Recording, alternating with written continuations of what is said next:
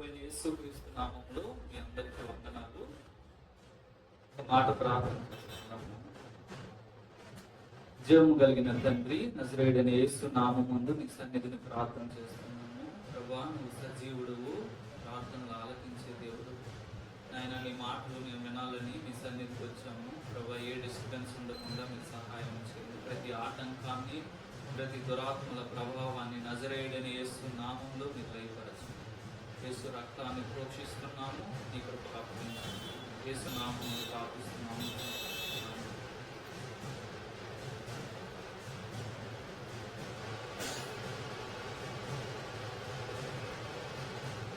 నిర్గమకాండము 34వ అధ్యాయము 6వ వచనాన్ని ఒకసారి చదువుతున్నాము. నిర్గమకాండము 34వ అధ్యాయము 6వ వచనం. అతని ఎదుట యెహోవా అతన్ని దాటి వెలుచు, యెహోవా కనికరము, దయా, దీర్ఘశాంతము, విస్తారమైన కృపాసత్యములు గల దేవుడైన యెహోవా, ఆయన 1000 మందికి కృపను చూపుచు దోషమును, అపరాధమును, పాపమును క్షమించును గాని ఆయన ఏమాత్రము దోషులను నిర్దోషులుగా ఎంచక 3-4 తరముల వరకు తండ్రుల దోషమును కుమారుల మీదకి, కుమారుల మీదకి రప్పించునని ప్రకటించు. మోషే దేవుని గురించి అడిగినప్పుడు, దేవాని ముఖాన్ని నేను చూడాలని అన్నప్పుడు దేవుడు అంటారు, నా ముఖాన్ని చూసి బ్రతకలేవు, నేను నిన్ను చేతుల్లో దాస్తాను, నేను వెళ్తూ ఉండగా నువ్వు నా వెనక భాగాన్ని చూస్తావని చెప్పిన తర్వాత దేవుడు వెళుతూ తన స్వభావాన్ని ప్రకటిస్తున్నారు. దేవుడు అంటే ఏంటో అక్కడ చెప్తున్నారు. ఏంటంటే కనికరము, దయ, దీర్ఘశాంతం, విస్తారమైన కృపాసత్యములు కలిగిన దేవుడు. దేవుడంటే కోపము, దేవుడంటే తీర్పు, దేవుడంటే ఇదో ఎట్లాంటివేమి మనం చూడం. దేవుడంటే ఏంటంటే బేసికల్ గా most gracious and loving God, కృప కలిగిన దేవుడు అన్నట్టుగా మనము చూస్తున్నాం. మనం చాలా సార్లు ఈ మాటను వింటాం. ఏంటంటే మనము కృపాకాలంలో ఉన్నాము, అందుకని తీర్పు వెంటనే రావట్లేదు అన్నాం. కానీ అది అర్థర్లీ రాంగ్, అది సరైన మాట కాదని నా అభిప్రాయం. ఎందుకనంటే కృపాకాలంలోనే అననీయ సప్పీరాలు చచ్చిపోయారు. ఎందుకు చచ్చిపోయారు? కృప ఉంది కదా. వాళ్ళు చేసింది నరహత్య కాదు, వాళ్ళు చేసింది ఏదో దొంగతనము, దోపిడీ కాదు. వాళ్ళ ఆస్తిలో అపోస్తుల కార్యాల 5వ అధ్యాయంలో మనం చూస్తాము, వాళ్ళ ఆస్తిలో కొంచెం వాళ్ళు దాచుకున్నారంట. అపోస్తుల కార్యాలు 5వ అధ్యాయము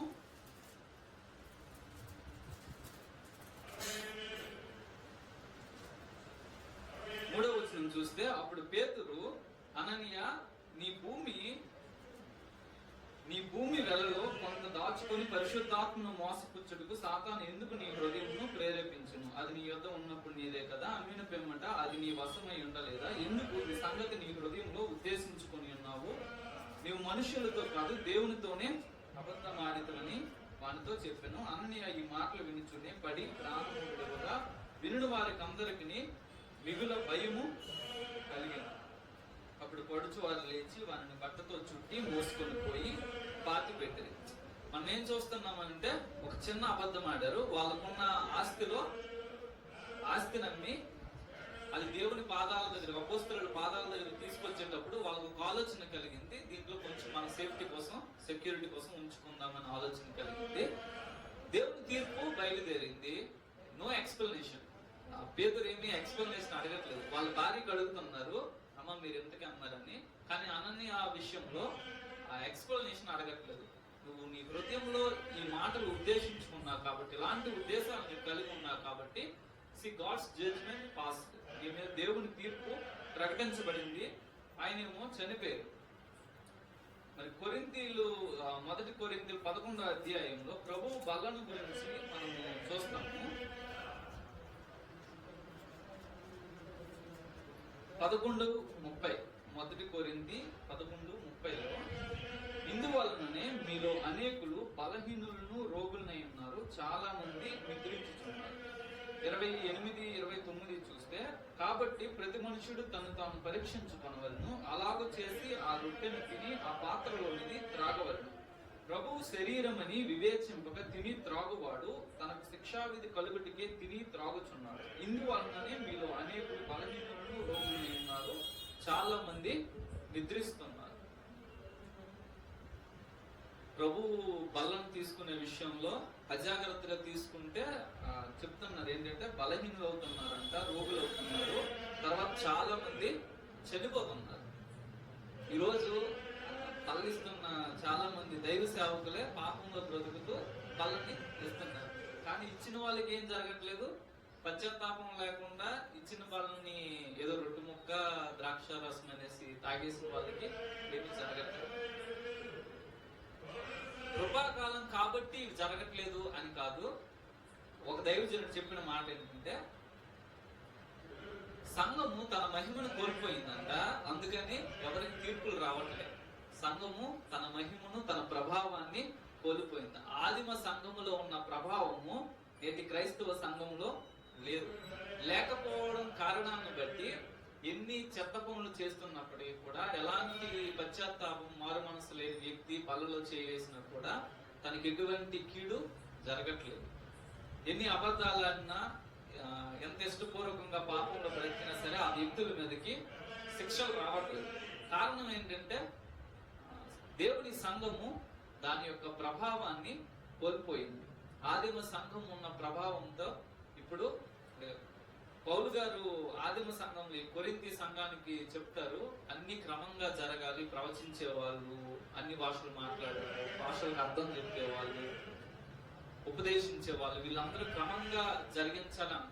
కానీ ఈ రోజు క్రైస్తవ సంఘంలో అక్కడ చెప్పిన వాళ్ళెవరూ కూడా మనకి కనిపించారు. ఎక్కడో ప్రాఫిట్ అన్న వ్యక్తి ఎక్కడో కనిపిస్తారు, అన్ని భాషలు మాట్లాడేవారు ఎక్కడో కనిపిస్తారు, ఆ భాషలకు అర్థం చెప్పే వాళ్ళు వెరీ రేర్.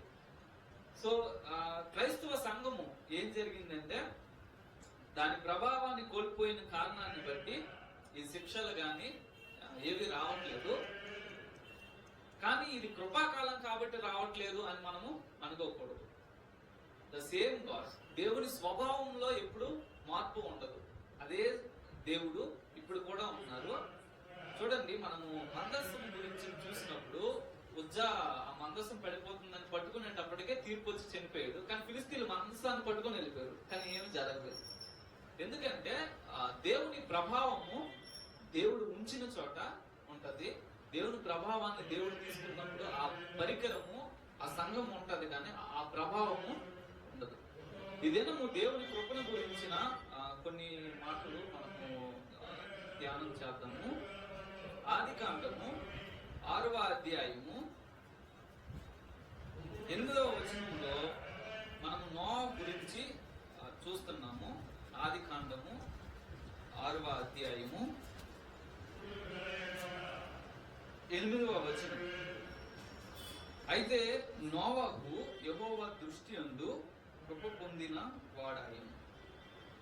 9వ వచనము, నోవహు వంశావళి ఇదే, నోవహు నీతిపరుడును తన తరములో నిందారహితుడునే ఉండెను. నోవహు దేవునితో కూడా నడిచినవాడు. 7వ అధ్యాయము 1వ వచనము, యెహోవా ఈ తరము వారిలో నీవే నా ఎదుట నీతిమంతుడు అయి ఉండుట చూచితిని కనుక నీవును నీ ఇంటి వారిలో ప్రవేశించింది. లోకం అంతటి మీదకి ప్రళయం వస్తుంది. అయితే నోవహు అనే వ్యక్తి మాత్రము దేవుని నుండి కృప పొందాడంట. కృప అనే మాటకి ఫేవర్, దేవుని యొక్క అనుగ్రహం అని కూడా మనం చెప్పుకోవచ్చు. గాడ్స్ ఫేవర్ వాస్ విత్ నోవహు. ఎందుకు కేవలం నోవహుకు మాత్రమే కృప దొరికింది? దేవుడు కృప కలిగిన వాడు కదా, అందరికీ కృప ఇవ్వచ్చు కదా అంటే లేఖనం అంటుంది నోవహుకి ఒక ప్రత్యేక లక్షణము ఉంది. ఆయన ఆ తరము వారిలో నిందారహితుడంట. తన తరము వారందరిలో కూడా నోవహు నిందారహితుడైన వ్యక్తిగా ఉన్నారు. నోవహు దేవునితో కూడా నడిచిన వ్యక్తిగా ఉన్నారు. దేవుని ఎదుట నీతిమంతుడై ఉన్నాడు. ఈ 3 లక్షణాలు నోవహు కలిగి ఉండడం కారణాన్ని బట్టి నాశనంలో నుండి నోవహును తప్పించడానికి కావలసిన కృపను దేవుడు నోవహుకి అనుగ్రహించారు. మనం లూకా సువార్త 1వ అధ్యాయంలో మేరీ గురించి చూస్తాము. 1వ అధ్యాయము 29-30 వచనాలు మనం చూస్తే, ఆమె ఆ మాటకు బహుగా తొందరపడి ఈ శుభవచనం ఏమిటో అని ఆలోచించుకొనుచుండగా దూత, మరియా భయపడకము, దేవుని వలన నీవు కృప పొందితివి అని చెప్పాడు. దేవుని కృప అందరికీ ఊరకనే లభించదు. The cost must be paid. దేవుని కృపను పొందడానికి కావలసిన వెలను మనము చెల్లించాలి. ఊరకనే అందరికీ దేవుడు కృపనిచ్చినట్లయితే అందరూ నోవాహులు అయిపోవాలి, అందరూ మరియలు అయిపోవాలి. కానీ దేవుడు అందరికీ కృపనివ్వడు. దేవునికంటూ కొన్ని కొలబద్దలు ఉంటాయి. ఆయన ఏ వ్యక్తికి కృప ఇవ్వాలో ఆ వ్యక్తికి కృపిస్తారు. ఎవరిని కనికరించాలో వారిని కనికరిస్తారు. దేవుని కృపను పొందడానికి మనం ఈ లక్షణాలను కలిగి ఉండాలి, లేదంటే కలిగి ఉండడానికి కనీసం ప్రయాసపడాలి. కృప నన్ను యోగ్యునిగా చేస్తుంది, కానీ కృపను పొందడానికి నేను మస్ట్ బి క్వాలిఫైడ్. ఊరకనే దేవుడు నాకు కృప ఇవ్వడు.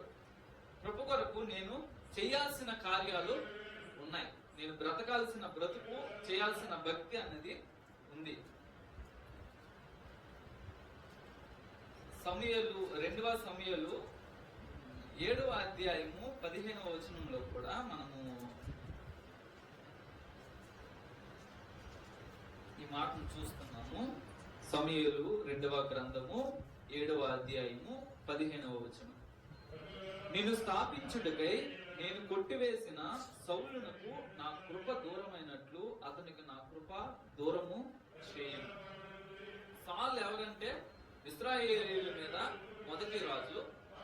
దేవుడు సెలెక్ట్ చేసి ఇతని వంటి వాడు ఎవడునూ లేడు అని ఎంచి మరి తీసుకొచ్చిన రాజు. చాలా అందగాడు, చాలా ఐశ్వర్యవంతుడు. ఆ వ్యక్తి దేవునితో నడకలో ఎక్కడో తప్పుటడుగేశాడు. వేసినప్పుడు దేవుడు పంపించిన తీర్పు ఏంటంటే కృపను దూరం చేశాడు. కృప ఆ వ్యక్తి జీవితంలో నుంచి దూరమైపోయింది. దూరమైపోయిన కారణాన్ని బట్టి గొప్ప ప్రారంభం కలిగిన సౌలేమో చాలా ఘోరమైన మరణాన్ని పొందుతున్నాం. ఎలా ప్రారంభించామన్నది కాదు, కానీ ఎలా ముగించామన్నది చాలా చాలా ప్రాముఖ్యం. కృపే నన్ను తీసుకొని వచ్చింది, కృపే నన్ను యోగ్యునిగా చేసింది, కృపే నన్ను నిలబెట్టింది. కానీ నా ముగింపుకి వెళ్ళేటప్పటికి ఈ కృప నాకు దూరం అయిపోతే నా అంతము చాలా భయంకరంగా ఉంటుంది. కృపను పోగొట్టుకోవడం కంటే చచ్చిపోవడం చాలా చాలా మేలు. ఒక మాట ఉంటుంది కదా, కృప జీవము కంటే ఉత్తమం. అంటే కృపను కలిగి ఉండి జీవం లేకపోయినా పర్వాలేదు, కానీ జీవంతో ఉండి కృప లేకపోతే చాలా చాలా కష్టం. దేవుని కృప మన మీద ఉండినప్పుడు అందరి యొక్క ఫేవర్ మన మీద ఉంటుంది. దేవుని యొక్క ఫేవర్ అంతా కూడా మన మీద ఉంటుంది. ఎప్పుడైతే దేవుని కృప మన నుంచి దూరం అయిపోతుందో మిగతా మనుషుల ఫేవరు, మిగతావన్నీ కూడా మన నుంచి దూరం అయిపోతాయి. అందుకని దేవుని కృపలో కలిగి ఉండడము, లేదంటే ఆ కృపలో కొనసాగడము, కృపను పోగొట్టుకోకుండా జాగ్రత్త పడడము మన బాధ్యత. మనం ఖచ్చితంగా ఆ విషయమై ఆలోచన కలిగి ఉండాలి, జాగ్రత్త కలిగి ఉండాలి. ఈ కాలంలో చాలా ప్రాచుర్యం పొందిన వేరొక బాధ ఏంటంటే హైపర్ గ్రేస్ అంటారు. హైపర్ గ్రేస్ అంటే ఏం చేసినా సరే దేవుడు క్షమించేస్తాడు. యేసు ప్రభువు వారి శిలువలో చనిపోయినప్పుడు నీ ఫ్యూచర్ పాపాల కోసం కూడా చనిపోయారు, కాబట్టి నువ్వేం చేసినా దేవుడు క్షమించేస్తాడు, క్షమించి నిన్ను పరలోకం తీసుకెళ్తాడు అనేసి వారు బోధిస్తారు. అయితే ఎంత మాత్రము కృప అనేది పాపాన్ని ప్రోత్సహించేదిగా ఉండకూడదు. కృప అనేది పాపంలో నివసించడానికి ఎంకరేజ్ చేసేదిగా ఉండకూడదు. రోమపత్రిక 6వ అధ్యాయంలో మనము ఈ మాటని చూస్తాం. రోమపత్రిక 6వ అధ్యాయము 1వ వచనము, అలాగైనా ఏముందుము కృప విస్తరింపబడినని పాపమందు నిలిచి ఉందుమా. కృప నాలో విస్తరించాలని నేను పాపంలో నిలిచి ఉండకూడదు. మరి కృప ఎందుకు ఇస్తున్నారంటే ఈ పాపం నుంచి నేను బయటపడడానికి, ఈ పాపాన్ని వదిలించుకోవడానికి కృప. కానీ కృపను ఆధారం చేసుకుంటూ దేవుడు ఎలాగో కృపించాడు కాబట్టి ఈ పాపంలో నేను కొనసాగుతాను అని మనము అనుకోకూడదు. దేవుడు నాకు ఇస్తున్న కృప నేను దాన్ని సరైన విధానంలో ఉపయోగించుకొని ఒక పాపము నుంచి, ఒక బంధకము నుంచి నేను బయటికి రావాలని తప్పితే దేవుని కృపను ఆధారం చేసుకుని ఆ పాపంలో, ఆ బంధకంలో కొనసాగకూడదు.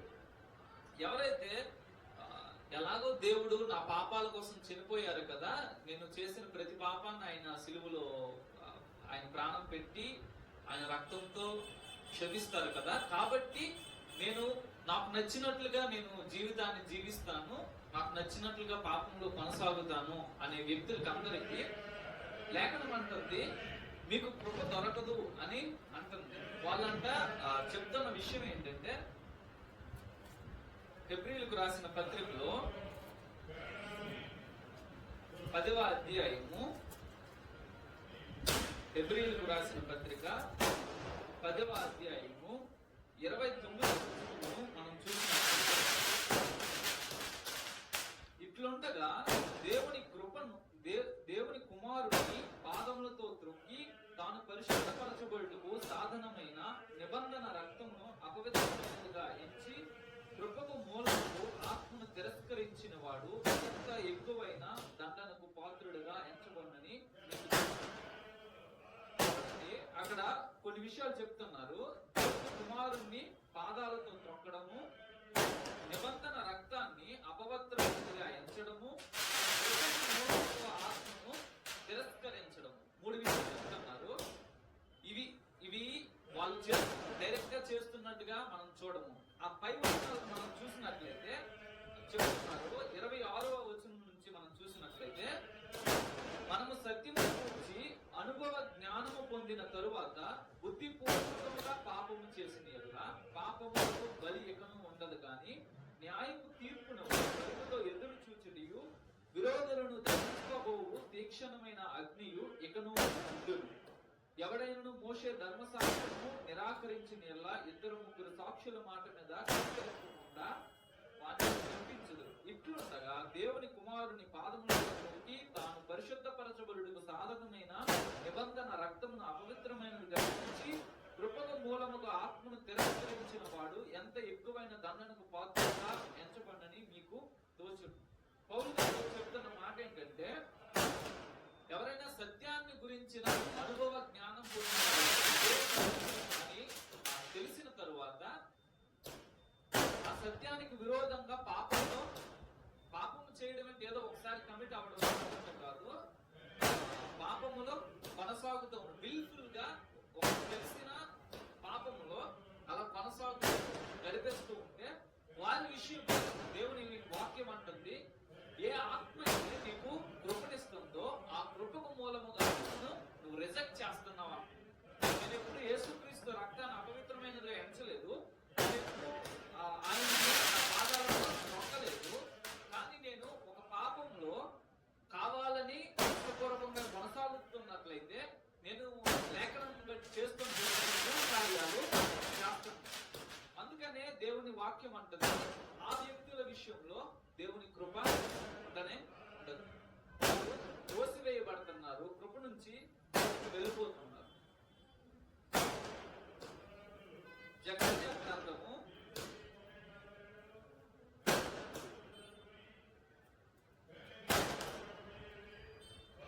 3వ అధ్యాయము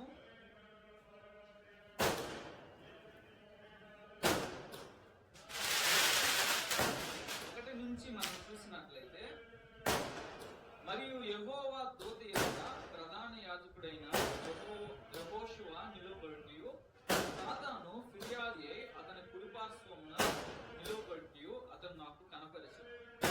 సాతాను, యెహోవా నిన్ను గద్దించును, యెరూషలేమును కోరుకొని యెహోవా నిన్ను గద్దించును. ఇతడు అగ్నిలో నుండి తీసిన కొరుగు వలె ఉన్నాడు కదా అని యెహోవా దూత సాతానుతో అనింది.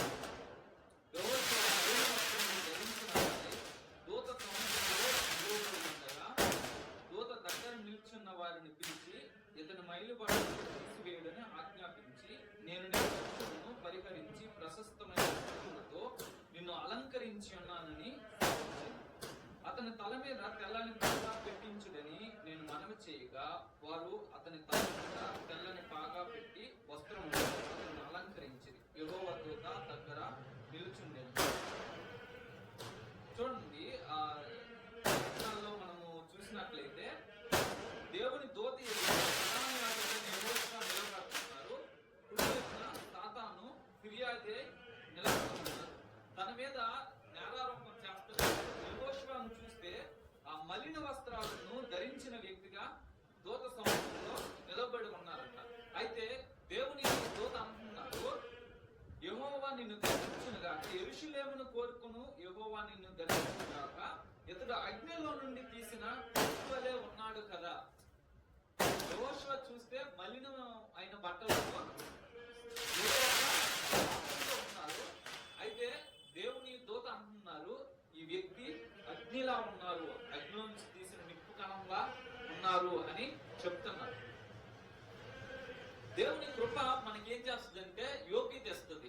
మనలో చాలా లోపాలు ఉంటాయి, అయినా మనం దేవుని సన్నిధికి వెళ్తున్నప్పుడు సాతాను మన పక్కన నిలబడి మన మీద అనేక ఫిర్యాదులు తీసుకొని వస్తాడు. అయితే ఆ విషయంలో దేవుని కృప ఏం చేస్తుందంటే మనల్ని కాపాడుతూ ఉంటుంది. ఆ విషయాలన్నిటిలో కూడా దేవుని కృప మనల్ని ఆవరిస్తూ ఉంటుంది. అయితే వాస్తవం ఏంటంటే నిజంగానే ఆ దోషాలు మనలో ఉంటాయి. అయితే దేవుడు అంటున్నారు, ఆ మైలు బట్టలు తీసివేయండి, నేను ఈ దోషాన్ని పరిహరించాను, ప్రశస్తమైన వస్త్రములతో నిన్ను అలంకరించుచున్నానని చెప్తున్నారు. కాబట్టి ఏంటంటే మన జీవితంలో మనకు తెలిసిన ఈ లోపాలన్నింటినీ కూడా ఎప్పటికప్పుడు దేవుని సన్నిధిలో ఒప్పుకోవడానికి మనము ఇష్టపడాలి. ఒకవేళ అలా చేయకపోతే ఏమవుతుందంటే దేవుడు అన్నిసార్లు మనల్ని డిఫెండ్ చేయరు. దేవుడు విల్ఫుల్ గా మన లోపాలని కవర్ చేసుకోకుండా, లేదంటే వాటిని సరిదిద్దుకోకుండా ఉన్నట్లయితే దేవుడు అన్నిసార్లు మన పక్షాన్ని నిలబడి ఉత్తరవాదిగా ఆయన వాదించాలన్నది నా అభిప్రాయం. ఎందుకనంటే ఇప్పుడు లాయర్ మన పక్షాన వాదించాలని అంటే ముందు ఆయనకి మనకి సమ్మతం ఉండాలి కదా. ఆయనకి నా మీద పేగల దాకా కోపం ఉంటే నా పక్షాన్ని వాదించమంటే వాదించాలి. It is highly impossible. So దేవుడు నా పక్షాన ఆయన నిలబడి ఇంకొకరు నా మీద నేరారోపణ చేసినప్పుడు ఆయన నిలబడి నా వైపు డిఫెండ్ చేస్తారు. కానీ ఆయనకి నాకే వ్యతిరేకత ఉంటే కష్టం. అందుకని ఏం చేయాలంటే ఈయనకి నాకు ఏ వ్యతిరేకత లేకుండా, ఎటువంటి ఇబ్బంది లేకుండా ముందు ఈయనతో నేను సమాధాన పడాలి.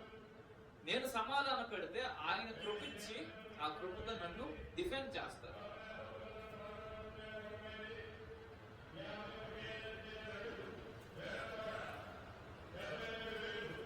కొరింథీయులకు రాసిన 2వ పత్రిక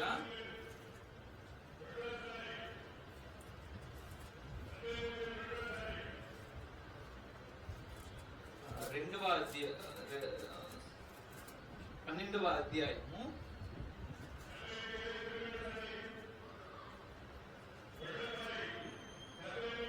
7 నుంచి మనం చూసినట్లయితే, నాకు కలిగిన ప్రత్యక్షతలు బహు విశేషముగా ఉన్నందున నేను అత్యధికముగా హెచ్చిపోకుండా నిమిత్తము నాకు శరీరంలో ఒక ముళ్ళు, నేను అత్యధికముగా హెచ్చిపోకుండా నిమిత్తము నన్ను నలగొట్టుటకు సాతాను యొక్క దూతగా ఉంచబడిను. అది దేవుని యొద్ద నుండి తొలగిపోవాలని దాని విషయమై ముమ్మారు ప్రభును వేడుకుంటుంది. అందుకు నా కృప నీకు చాలును, బలహీనత యందు నా శక్తి పరిపూర్ణమగుచున్నదని ఆయన నాతో చెప్పాను. కాగా క్రీస్తు శక్తి నా మీద నిలిచియుండు నిమిత్తము విశేషముగా నా బలహీనతల యందే బహు సంతోషముగా అతిశయపడుదును. పౌలు గారు తన దేహంలో ఒక బలహీనత పోవాలని దేవుని సన్నిధిలో ప్రార్థన చేశారు. పౌలు యొక్క నడికట్టు కానీ చేతి గుడ్డలు కానీ ఎవరి దగ్గరికైనా తీసుకెళ్తే వాళ్ళకి స్వస్థతలు జరిగాయి, దయ్యాలు ఏమైనా ఉంటే వదిలిపోయేంత. అటువంటి పౌలు గారి దేహంలో ఒక బలహీనత ఉంది. ఆ బలహీనత దేవుడిని అడుగుతున్నారు, ప్రభా ఈ బలహీనతను తీసేయండి. మనం చాలా సార్లు ఈ స్టేట్మెంట్స్ వింటాం కదా, ఎవరైనా స్వస్థపరిచే వరం ఉండే వాళ్ళు స్వస్థతలు చేస్తున్నారు అంటే ఆయన ఇన్ని స్వస్థతలు చేస్తున్నారు కానీ ఆయనే హాస్పిటల్కి వెళ్తారన్న, అది తప్పుగా మనము ఆలోచిస్తాము. కానీ లేఖనం అంటుంది కొన్ని ఎక్సెప్షనల్ కేసెస్ లో దేవుడు ఎందుకో మరి ఆ స్వస్థపరిచే వరం కలిగిన వ్యక్తి జీవితంలోనే ఒక స్వస్థపరచబడని ఒక వ్యాధిని ఉంచుతారు. కాబట్టి మనం కొంచెం జాగ్రత్తగా ఉండాలి. దైవజనుల కొరకు మాట్లాడేటప్పుడు వారు స్వస్థత వరాలు కలిగి ఉండొచ్చు, లేకపోతే వారి ద్వారా పరచబడిన వాళ్ళు అనేకులు సాక్ష్యాలు ఇస్తూ ఉండొచ్చు. అంత మాత్రాన వాళ్ళ జీవితంలో ఏదో ఒక స్వస్థత జరగనంత మాత్రాన వాళ్ళ అబద్ధ బోధకులు లేదంటే మోసకరమైన వ్యక్తులని మనము అనకూడదు. తర్వాత ఇక్కడ పౌలు గారు చెప్తున్నారు, ఆ కృప ఏం చేస్తుంది చూడండి. అందుకు నా కృప నీకు చాలును, బలహీనత యందు నా శక్తి పరిపూర్ణమగుచున్నది అని ఆయన నాతో చెప్పాను. కాగా క్రీస్తు శక్తి నా మీద నిలిచి ఉండు నిమిత్తము నా బలహీనతల యందే బహు సంతోషంగా అతిశయపడుతుంది. కృప శక్తినిస్తుందంట. ఏ శక్తినిస్తుందంటే ఆ బలహీనతను తట్టుకునే శక్తిని ఇస్తుంది. క్రైస్తవులకు కలిగే బలహీనతల్లో లేదంటే వ్యాధుల్లో, రోగాల్లో, ఇన్ని రోగాలు పెట్టుకొని కూడా ఎలా బాబు నువ్వు సేవ చేయగలుగుతున్నావు, ఎలా పరిగెట్టగలుగుతున్నావు అని అంటే చాలా మంది దైవజనులు చెప్తారు ఏంటంటే దేవుని కృప బలపరుస్తుంది. అన్ని బలహీనతల్లో కూడా దేవుని కృప శక్తినిస్తుంది. దేవుని కృపను బట్టే ఎంత బలహీనత ఉన్నా, ఎంత వ్యాధి ఉన్నా సరే స్టిల్ రన్నింగ్ దే రేస్. కాబట్టి కృప ఏం చేస్తుందంటే, దేవుడు ఒక విషయంలో నేను అడిగిన ప్రార్థనకి జవాబు ఇవ్వలేదు, ఆయన స్వస్థత ఇవ్వలేదు అని అంటే దేవుడు కృపిస్తారు. ఆ కృప ఏం చేస్తుందంటే ఈ బలహీనతను తట్టుకొని ఈ బలహీనతతోనే మిగిలిన బ్రతుకు కాలం వెళ్ళడానికి దోహదం చేస్తుంది. కాబట్టి కృపను మనం సరైన విధానంలో అర్థం చేసుకుంటే మనం మన ప్రయాణము క్షేమంగా లేదంటే సంతోషభరితంగా ఉంటుంది. గలతీయులకు రాసిన మొదటి కొరింథీ 15వ అధ్యాయము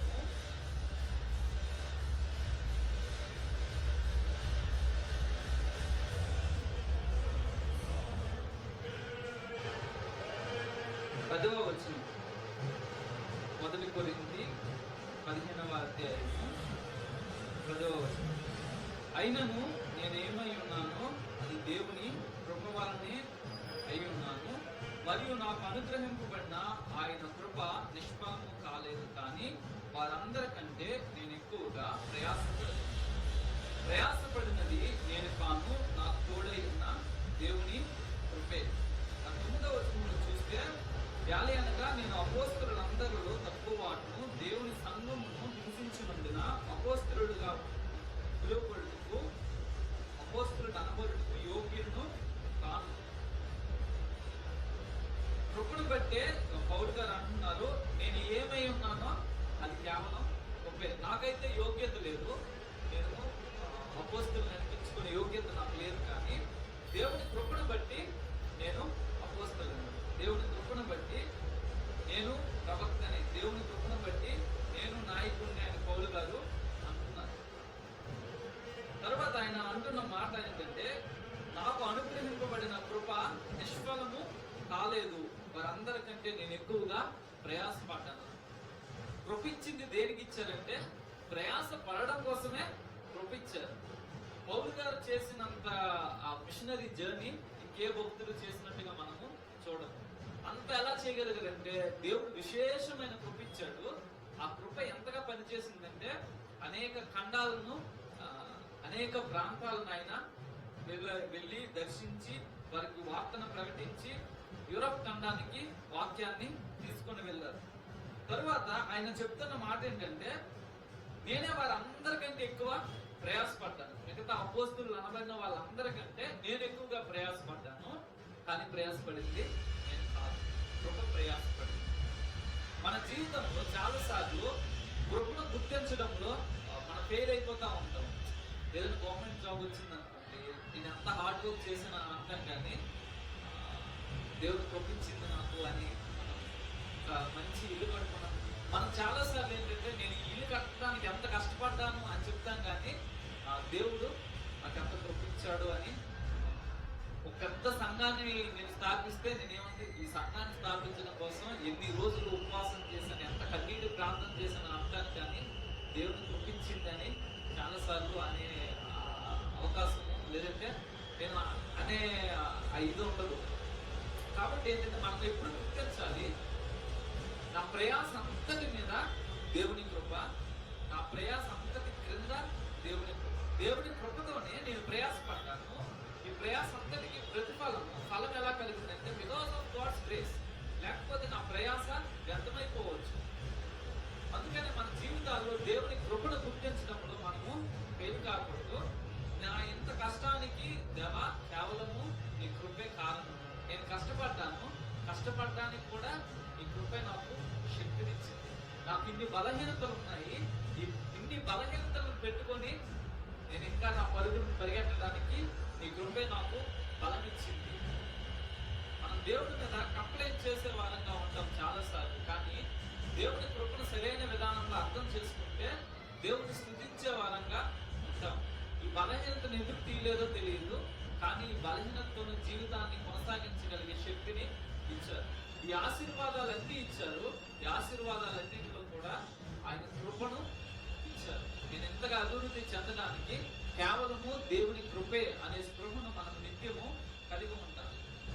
అలా కలిగి ఉండి సేవన చేయాలి, అలా కలిగి ఉండి సంపాదించాలి, అలా కలిగి ఉండి మనము అభివృద్ధి పొందాలి. కేవలము దేవుని కృపను బట్టే నేను వృద్ధి పొందాను అనే సాక్ష్యాన్ని మన హృదయాల్లో కలిగి ఉండాలి. చాలా సార్లు మనం నోటి మాటతో అంత దేవుని కృపే బ్రదర్ అంటాము, కానీ ఎన్నరు బాబులేమో వేరొక విషయము. అట్లా మనము ఉండకూడదు. కేవలం దేవుని కృప. ఆఫ్టర్ ఆల్ మై ఎఫర్ట్స్ దేవుని కృప. చూడండి, కృప అందరికీ ఎవరు అని మనం మాట్లాడుకున్నాం కదా. కృప అందరికీ దొరకదు అన్నాం కదా. నిజంగానే అందరికీ దొరకదు. ఎందుకు దొరకదు అంటే ఒక లాజికల్ రీజన్ ఏంటంటే 32-33 మార్కులు వచ్చిన వాళ్ళకి ఆ 2 మార్కులు ఎక్కడో దగ్గర కలపాలని టీచర్ గారే ప్రయత్నం చేస్తారు. ఎట్లయినా పాస్ చేద్దామని. అదేంటి గ్రేస్ మార్క్స్ ఇద్దామని. అదే 10-11 వచ్చిన వాడికి గ్రేస్ మార్క్స్ కలుగుతామా? కలదు. సో దేవుని కృప కూడా అంతే. ఎంతో కొంత ఇడు పరిగెత్తి అందుకోలేకపోయాడు. దేవుడు అంటాడు శరీరాన్ని కృప ద్వారా చూచాను. కానీ అసలు పరిగే పెట్టకుండా మూలన కూర్చొని మన జీవితం అంతా గడిపేసి నీ కృపను పల్లవం తీసుకెళ్ళంటే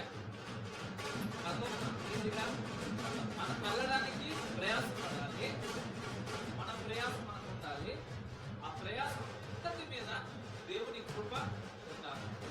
ఒకవేళ దేవుని కృపే అనే ప్రయాస లేకపోతే కృప నిష్ఫలమైపోతుంది. కృప ఇచ్చాడు, నేను ప్రయాసపడ్డాను.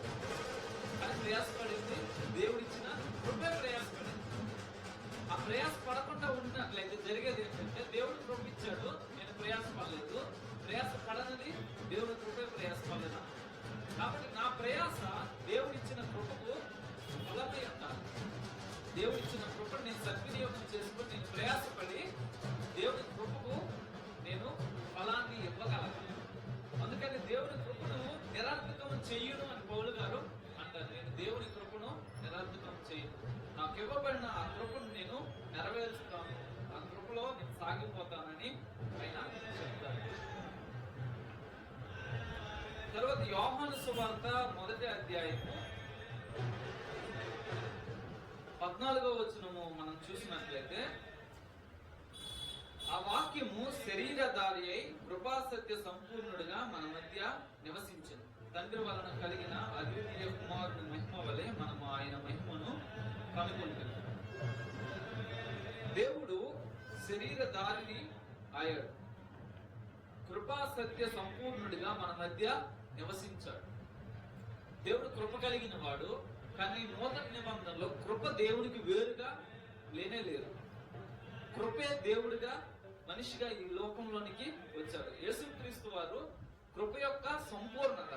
కృప ఒక వ్యక్తి రూపం అయితే ఆ వ్యక్తి పేరు యేసుక్రీస్తు. యేసుక్రీస్తు ప్రభు వారు కృప యొక్క సంపూర్ణతతో ఈ లోకంలోనికి వచ్చారు.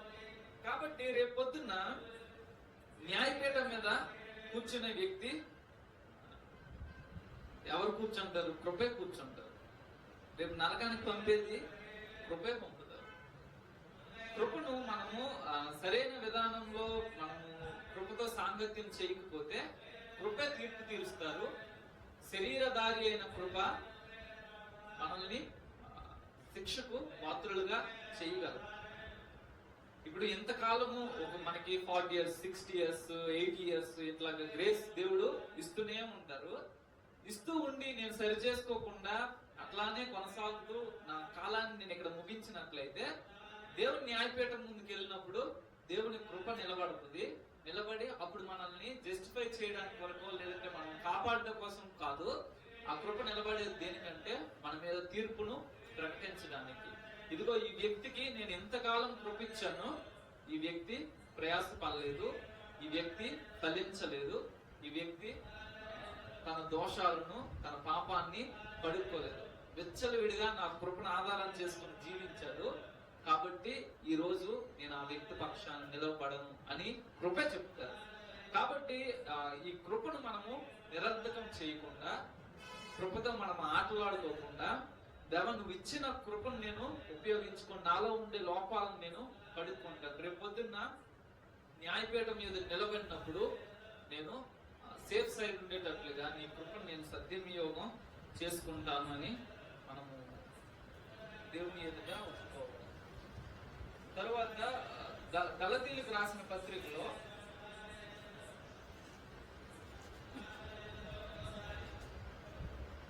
5వ అధ్యాయము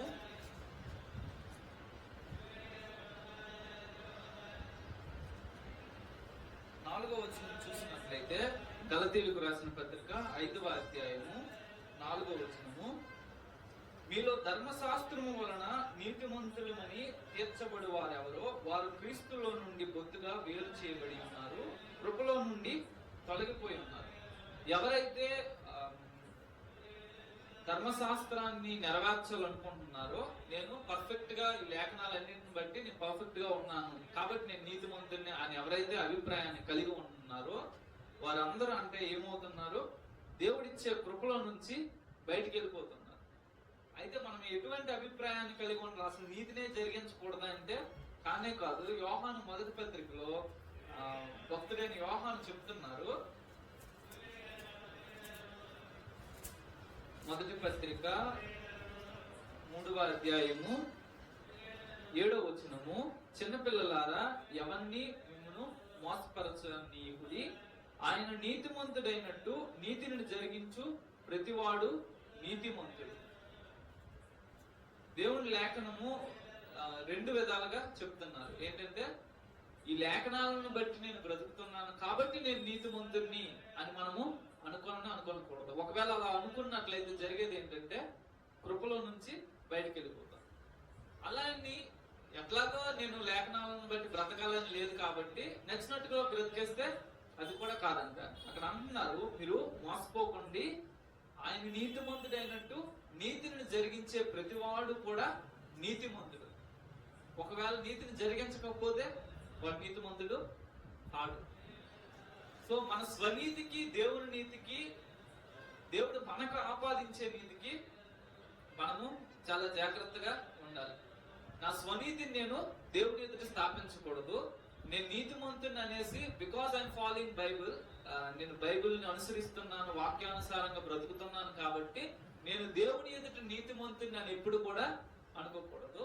అలా అనేసరి దేవుడు ఎలాగో తన నీతిని నాకు ఆపాదించాడు కాబట్టి నేను ఇంకెలా బ్రతికేసినా పర్వాలేదు అని కూడా మనము అనుకోనకూడదు. మనం ఈ రెండింటి మధ్య ఉండాలి. నేను నీతిగా జీవిస్తాను, నీతి క్రియలు చేస్తాను, ఎందుకంటే దేవుడు నన్ను నీతిమంతునిగా తీర్చాడు. దేవుడు నీతిమంతుడు కాబట్టి ఆయన నన్ను నీతిమంతునిగా జస్టిఫై చేశాడు కాబట్టి నేను నీతిగా బ్రతకడానికి నేను ప్రయాసపడతాను. నేను అలా ప్రయాసపడినట్లయితేనే దేవుడి దృష్టిలో వీడు నీతిమంతుడు అంటారు. కానీ నీతిమంతుడు అని దేవుడు పేరు పెట్టాక అనీతిగా బ్రతికితే ఆ వ్యక్తి దేవుని యొక్క నీతిమంతుడు కానాడు. కాబట్టి కృపలో నుండి తొలగిపోకుండా ఉండాలంటే మన స్వనీతిని కాక దేవుడిచ్చే నీతిని మనం ధరించుకొని దేవుని నీతిని మనం నెరవేర్చడానికి ప్రయాసపడాలి. కాబట్టి ఈ ప్రసంగం అంతట్లో కూడా మనము కృప యొక్క ప్రాముఖ్యత, కృప మనల్ని ఎట్లాగా జస్టిఫై చేస్తుంది, కృప ఎట్లా దేవుని ఎదుట మనకి యోగ్యతనిస్తుంది, ఎన్ని లోపాలు ఉన్నప్పటికీ కూడా కృప మనల్ని కాపాడుతూ ఉంటది. ఇన్ని సంవత్సరాలు మన జీవితాన్ని మనం ప్రయాణం చేశాము అని అంటే అనేక లోపాలు కలిగిన వారిని కూడా కేవలము దేవుని కృపే మనకి కృప వెంబడి కృపనిస్తూ కూడా నడిపిస్తా ఉంది. కాబట్టి ఈ కృపను మనం దుర్వినియోగం చేసుకోకుండా మన జీవితంలో దేవునికి విరోధమైన కార్యాలన్నింటినీ మనము ఒప్పుకుంటూ సరిచేసుకుంటూ మనం ముందుకు సాగగలిగినట్లయితే దేవుడు ఇచ్చిన కృపకి మనము న్యాయం చేసిన వాళ్ళము అవుతాం. ఒకవేళ దేవుడు ఇచ్చిన కృపను మనము దుర్వినియోగం చేస్తే మనము దేవుడి కృపకు అన్యాయం చేశాము. రేపు పొద్దున దేవుడి తీర్పులో ఈ కృప యొక్క కఠినమైన తీక్షణమైన ఉగ్రతకు మనకు పాత్రులము ఉంటాం. దేవుడు ఈ మాటలు మన వెనుకల్లో దీవించిన తర్వాత ఒక మాట ప్రార్థన చేసుకున్నాము. మహాపరిశుద్ధులను జీవము కలిగిన తండ్రి, మీకు స్తోత్రాలు చెల్లిస్తున్నాము. ప్రభా, మేము అనేక లోపాలు కలిగిన వాళ్ళము. మాట, క్రియ, ఉదయం లేచి నుంచి రాత్రి నిద్రపోయేదాకా అనేక రీతిలో దేవా మేము దోషులము, పాపులము, అపవిత్రులము. నాయనా మీరు క్షమించండి. మీరు ఇచ్చిన కృపను నాయనా దేవా మేము సద్వినియోగం చేసుకుంటూ దేవా మా జీవితాల్లో ఫలవంతమైన జీవితాలను జీవించడానికి మాకు సహాయం చేయండి. దేవా ప్రతి లోపాన్ని సరిచేసుకోవడానికి మా కృప దయచేయండి. ప్రభా, మీ కృపా హస్తాలకు మమ్మల్ని మేము అప్పగించుకుంటున్నాము. ఈ మాటలు మా హృదయాల్లో ఫలించడానికి మాకు సహాయం చేయండి. మీరే మహిమగంత ప్రభావము పొందమని యేసు నామమున ప్రార్థన చేస్తున్నాం తండ్రి. ఆమేన్.